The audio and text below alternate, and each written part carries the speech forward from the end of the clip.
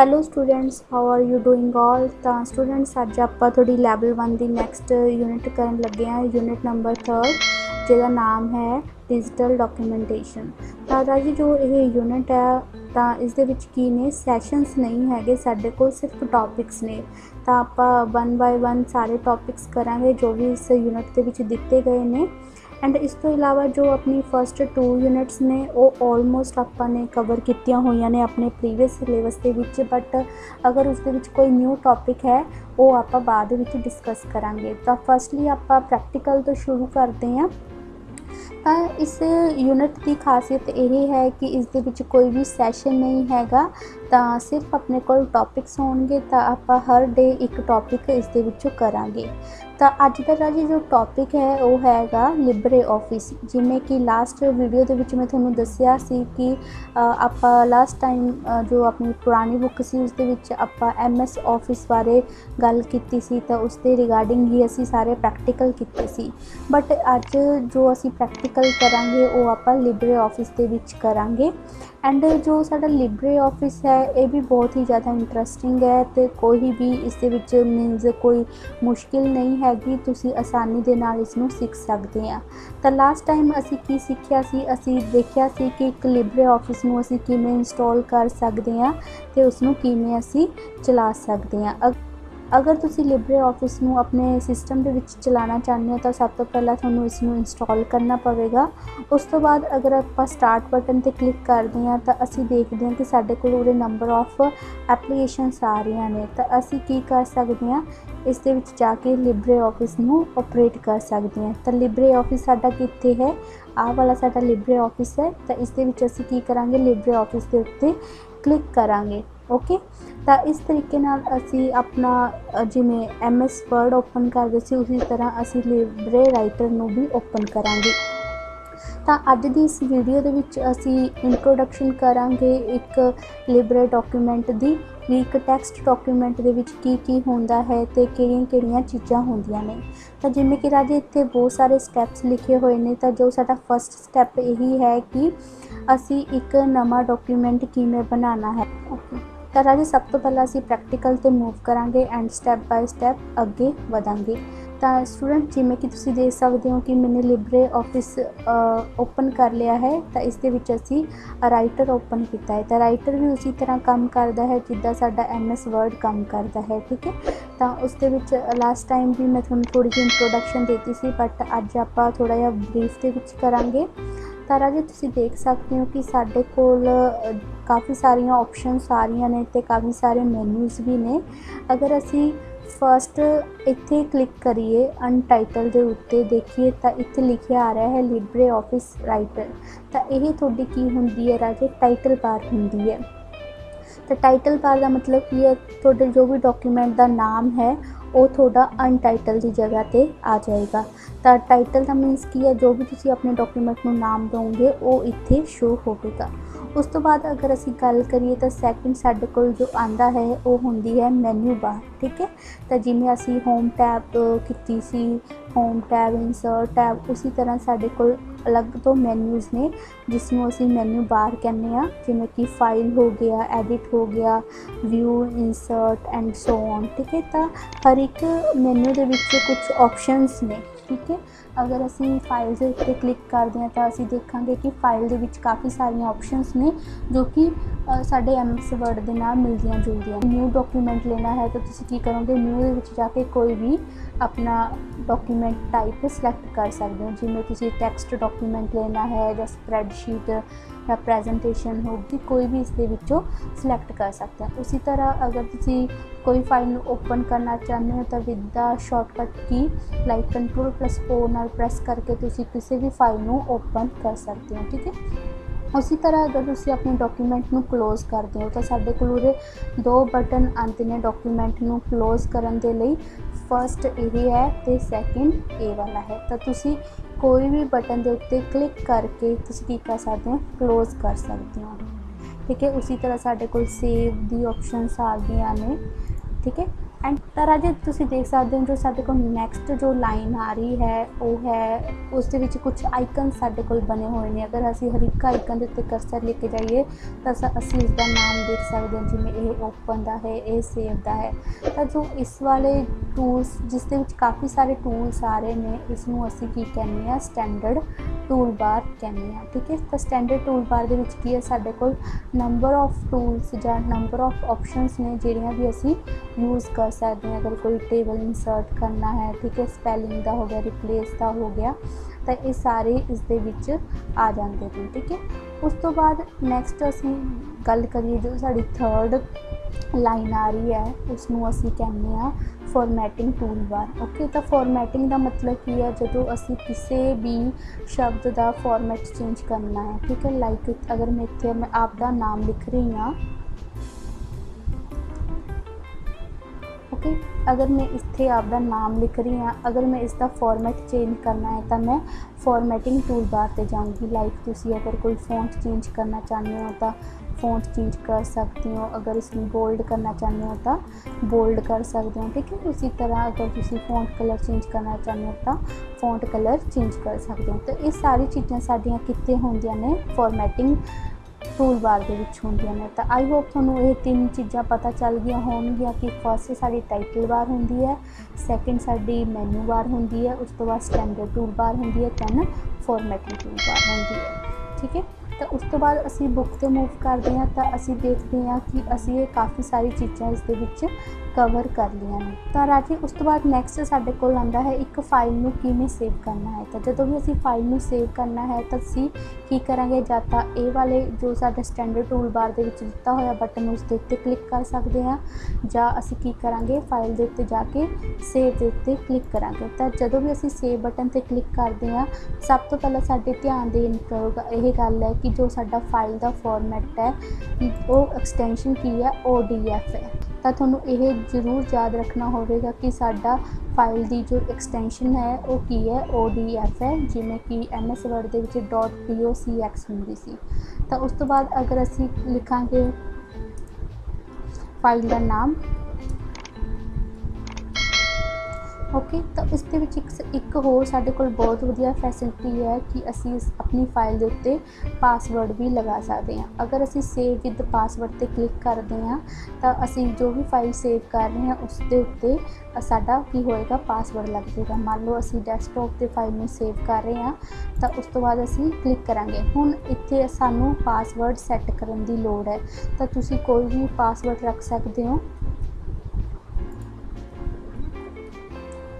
ठीक है, बट इस दे विच की कह रहे हैं कि अगर तुसी पासवर्ड भुल जाते हो तो थोड़ी जो फाइल है वो रिकवर नहीं होगी। तो मेरी तो थोड़े नाल यही एडवाइस होएगी कि पासवर्ड रखने की ज़रूरत नहीं है, पर तुहानूं ये ऑप्शन का पता होना जरूर चाहिए है। तो जिद्दां ही मैं इसनूं सैट कर दिया उस तो बाद असी इसनूं क्लोज कर देंगे। ओके, तो हुण असी इस फाइल नूं खोलण की कोशिश करते हैं, इस उत्ते डबल क्लिक करांगे। तुसी देख सकते हो कि साडी जो फाइल है उसके उत्ते पासवर्ड लग चुका है। तो जदों मैं इसनूं करांगी ओके ते क्लिक तो ये की हो जाएगी, ओपन हो जाएगी। तो तुसी देख सकते हो कि जिद्दां ही मैंने ओके ते क्लिक किया पासवर्ड फिल करके तो साडी फाइल की है ओपन हो गई है। तो इस तरीके नाल असी की कर सकते हैं, अपनी फाइल के उत्ते पासवर्ड लगा सकते हैं। उस तो बाद तुसी देखते हो कि साडे कोल नंबर ऑफ ऑप्शनस आ रही ने। तो तुसी ये ऑप्शनस नूं अपनी मर्जी दे नाल ऐड भी कर सकते हो तो रिमूव भी कर सकते हो। अगर तुसी चाहते हो कि असी कुछ ऑप्शन रिमूव या ऐड करनियां ने तो तुसी व्यू मैनू ते जा सकते हो। तो तुसी देख सकते हो कि जिन्हां दे उत्ते साडे टिक लगे आ रहे ने वो वाली ऑप्शन साडियां ऐड ने। अगर तुसी कोई टिक हटा दोगे, मान लो असी स्टेटस बार के उत्ते टिक हटा देंगे हैं तो तुसी देखोगे कि स्टेटस बार साडा नहीं आ रहा है, जो कि साडा बॉटम ते हुंदा है। ठीक है, तो इस तरीके नाल तुसी की कर सकते हो, कोई भी लाइक ऑप्शन नूं तुसी ऐड कर सकते हो तो उसनूं की कर सकते हो, रिमूव भी कर सकते हो। हुण देख सकते हैं कि साडा जो है स्टेटस बार है वो आ रहा है। ओके, उस तो बाद असी गल करते हैं नैक्सट अपने रूलर की। तो जो साडा रूलर है राजे ये उसी तरह ही काम करता है जिस तरह असी MS वर्ड दे विच कीता सी। तां तुसी इसनूं अपनी मर्जी दे नाल सैट कर सकते हो, ठीक है। एंड साडे कोल एक साइड से स्क्रोल बार भी आ रहा है जिसकी हेल्प नाल असी पेज नूं अप एंड डाउन भी कर सकते हैं। एंड आफ्टर दैट साडे कोल आंदा है स्टेटस बार। ठीक, स्टेटस बार दे विच साडे कोल बहुत सारियां चीज़ां ने जो कि ध्यान देण योग वालियां ने। लाइक इत्थे साडा पेज आ रहा है, पेज 1 to 1 हो गया, ठीक है। 2 वर्ड्स एंड 12 करैक्टर्स हो गए। तो डिफॉल्ट स्टाइल्स हो गया, लाइक पेज स्टाइल आ रहा है, सिंगल पेज है या मल्टीपल है या ये। तो इस तो बाद साडे कोल की आंदा है, जूम आंदा है कि असी अपने पेज नूं कितना जूम करना है तो कितना जूम आउट करना है। ओके, तो ये सारियां ऑप्शन साडियां कित्थे होंदियां ने, स्टेटस बार दे विच होंदियां ने। तो तुसीं देखिया कि असी एक तरह सारी इंट्रोडक्शन कीती है अपने पेज दी। तो जो ये राजे पेज हुंदा है इस दे विच असी की कर सकते हैं, यह साडा वर्किंग एरिया हुंदा है, ठीक है। तो इस दे विच जो भी असी टाइप करना है तो इस working area they which type करना है। तो तुसी इत्थे एक बार इसकी तस्वीर भी देख सकते हो कि जो असी हुण तक पढ़िया है यह साडा टाइटल बार हुंदा है, यह मैन्यू बार हुंदा है, स्टैंडर्ड टूल बार एंड यह फॉर्मैटिंग टूल बार हुंदा है। उस तो बाद साडे कोल एक वर्टिकल स्क्रोल बार हुंदा है, जूम कंट्रोल हुंदा है ते स्टेटस बार हुंदा है, ठीक है। उस तो बाद आपां नैक्सट मूव करते हैं। नैक्सट साडा राजी जो टॉपिक है वो है कर्सर मूवमेंट। ओके, तो इस दे विच असीं की पढ़ांगे, कर्सर मूवमेंट बारे पढ़ांगे भी कर्सर मूवमेंट की हुंदा है। तो राजी जो साडा कर्सर मूवमेंट हुंदा है तुसीं देख सकते हो कि इत्थे साडे कोल काफ़ी तरह के एरो दिते गए ने। लिखिया होया है द 4 एरो कीज़, एक कोई लैफ्ट दी है तो कोई राइट लई है, कोई टॉप एंड कोई बॉटम लई है। तो इन्हों असी की कहने हैं, कर्सर कंट्रोल कीज़ कहने हैं, ठीक है। की कहने हैं, कर्सर कंट्रोल कीज़। देखो जो फर्स्ट टॉपिक आंदा है वो है टैक्सट कर्सर मूवमेंट। इसका मतलब ये है कि जो भी असी किसी भी शब्द के उत्ते कोई कर्सर लेके जाने हैं तो उसकी लोकेशन में असी की कर सकते हैं, ऑबजर्व कर सकते हैं, ठीक है। Observe the location of the text cursor मीनस सानूं पता लग जाएगा भी ये कर्सर किस टाइप का है तो ये वाला कर्सर किस टाइप का है। मतलब कि साडे कोल जो डिफरेंट कर्सर कीज़ ने असी कीबोर्ड तो सिलेक्ट कर सकते हैं तो असी देख सकते हैं भी वो किस तरह काम करदियां ने।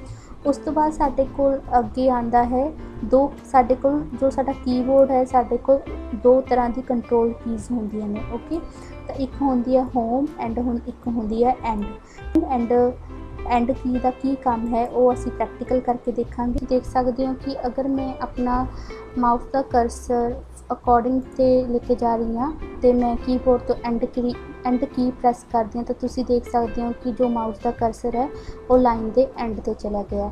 एंड अगर मैं होम की प्रेस करती हूँ तो जो साडा कर्सर है वो लाइन के स्टार्टिंग दे विच चला गया है। तो इसका मतलब ये है कि होम की का मतलब है कि अगर असी लाइन के स्टार्टिंग ते कर्सर नूं रखना है तो असी होम की प्रेस कर सकते हैं, अगर असी लाइन के लास्ट दे विच जाना है तो असी लास्ट की प्रेस कर सकते हैं। उस तो बाद अगर असी कंट्रोल बटन के नाल होम की नूं प्रेस करते हैं, लाइक कंट्रोल प्लस होम करते हैं, तो इसका मतलब की है कि जो साडा कर्सर है वो फर्स्ट पेज से ही रहेगा, मीनस फर्स्ट पेज की स्टार्टिंग से रहेगा। अगर असी कंट्रोल प्लस एंड करते हैं तो कर्सर बिल्कुल लास्ट पे आ जाएगा, अगर कंट्रोल प्लस होम करांगे तो कर्सर बिल्कुल स्टार्टिंग के विच चला जाएगा। तो इट मीनस की है अगर किसी कंट्रोल होम के नाल असी फर्स्ट लोकेशन पर आ सकते हैं पेज की, तो कंट्रोल एंड के नाल बिल्कुल लास्ट पे आ सकते हैं। उस तो बाद राजी साडे कोल आंदा है माउस पॉइंटर, ठीक है।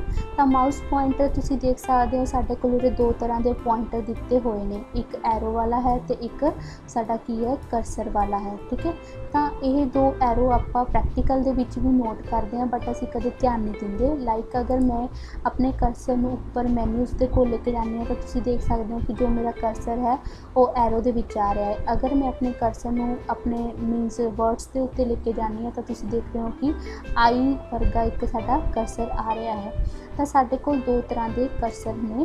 तो इत्थे लिखिया होया कि जो साडा एरो वाला कर्सर हुंदा है it takes the pointer shape by moving it around the screen, ठीक है। जो साडे कोल एरो का कर्सर है इसका मतलब ये है कि असी स्क्रीन ते अपने पॉइंटर नूं हिला रहे हैं, मूव कर रहे हैं। अगर साढ़े को दूसरा कर्सर है जो कि आई वर्गा लगता है, सैकेंड कर्सर है, इसका मतलब ये है कि असी हम उस टाइम टैक्सट डॉक्यूमेंट के उत्ते मूव कर रहे हैं। तो अगर असी स्क्रीन के उपर मूव कर रहे हैं तो साडा एरो होएगा, अगर असी टैक्सट डॉक्यूमेंट से मूव कर रहे हैं तो साडे कोल आई शेप का कर्सर होगा। ठीक है, okay students, so I hope तुहानूं अज दा यह टॉपिक पसंद आया होगा, जिस दे विच असीं लिबरे ऑफिस की इंट्रोडक्शन की एज वैल एज कुछ इंपॉर्टेंट टूल्स भी सीखिया ने। तो राजे जो साडा नैक्सट क्लास के विच टॉपिक होएगा वो होएगा अपना एडिटिंग डॉक्यूमेंट। ठीक है, तो एक डॉक्यूमेंट नूं असीं किवें एडिट कर सकते हैं वो साडा नैक्सट टॉपिक होगा। तो जो साडा अज दा टॉपिक सी उस दे विच असीं की सीखिया। ओके स्टूडेंट्स, प्रैक्टिकल तो बाद आप एक बार फिर क्विक समरी ले लें कि असी अज की किया। तो सब तो पहला असी इंट्रोडक्शन की सी लिबरे ऑफिस की, एक लिबरे ऑफिस की होंदा है तो असी इसमें किमें स्टार्ट करना है। उस तो बाद असी एक creating a text document use किया सी, फाइल दे विच जाके न्यू दे विच जाके असी की कर सकते हैं, एक टैक्सट डॉक्यूमेंट में ओपन कर सकते हैं। उस तो बाद असी पार्ट्स ऑफ राइटर विंडो किया सी, मीनस किहड़े पार्ट्स ने साडे राइटर विंडो दे, टाइटल बार, मैन्यू बार हो गया, स्टैंडर्ड टूल बार हो गया एंड फॉर्मेटिंग टूल बार हो गया एंड स्टेटस बार। उस तो बाद असी कर्सर मूवमेंट की गल की सी, लाइक होम एंड बटन के बारे गल की सी एंड उस तो बाद असी की किया सी माउस पॉइंटर बारे गल की सी।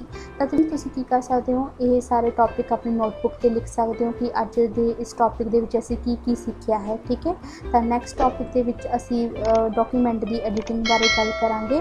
तो स्टूडेंट्स आई होप तुहानूं अज दा यह टॉपिक पसंद आया होगा, जिस दे विच असी काफ़ी सारी चीज़ां सीखियां ने ते कुछ इंट्रोडक्शन भी की सी। नैक्सट वीडियो दे विच फिर मिलांगे students. Bye bye, take care, have a nice day.